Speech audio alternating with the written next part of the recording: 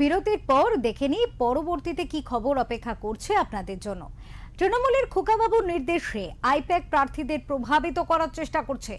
যেখানে যেখানে কংগ্রেস জিতবে বলে মনে করছে সেখানে সেখানে লোক পাঠিয়ে প্রভাবিত করছে, ঠিক এমনটাই অভিযোগ করেছেন অধীর চৌধুরী। মুর্শিদাবাদ জেলা জুড়ে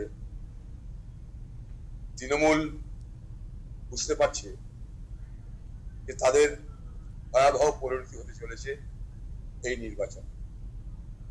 তাই নির্বাচনের পরপরই আইপ্যাক খোকাবাবুর নির্দেশে মুর্শিদাবাদ জেলায় যেখানে যেখানে কংগ্রেসের জেতার সম্ভাবনা আছে সেই সব প্রার্থীর সঙ্গে যোগাযোগ করা শুরু করেছে এবং তাদেরকে নানা রকমের অফার দেওয়া শুরু হয়ে গেছে।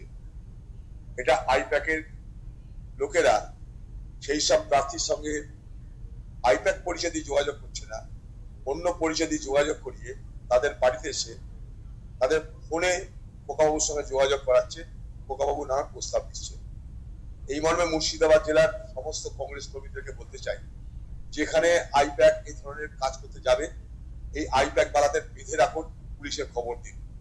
এরা চোরা শিকারী যেমন চুপ করে শিকার করতে মাঠে নামে, এরাও মমতা ব্যানার্জিকে পশ্চিমবঙ্গের ক্ষমতায় যখন সংকটে ভুগছে, প্রথম ফেজে নির্বাচনের পর বাংলার মুখ্যমন্ত্রী বুঝতে পারছে তার গদি টলমল করছে। তাই এখন থেকেই আইপ্যাককে কাজে লাগিয়ে কংগ্রেসের সম্ভাবনা পূর্ণ যে সমস্ত প্রার্থী যারা জিততে চলেছে তাদের কাছে গিয়ে এই ধরনের যোগাযোগ প্রস্তাব দেওয়া শুরু করেছে। চোরা শিকারীর মতন তৃণমূলের হয়ে দালালি করতে আইপ্যাক নেমেছে খোকাবাবুর নির্দেশে।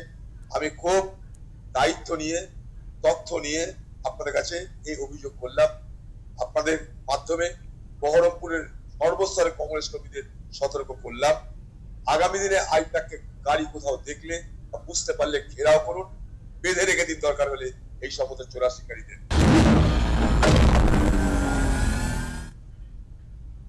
এখনকার মতো 26-এর ব্যাটেল এ পর্যন্তই। দেখতে থাকুন ওঙ্কার বাংলা। নমস্কার।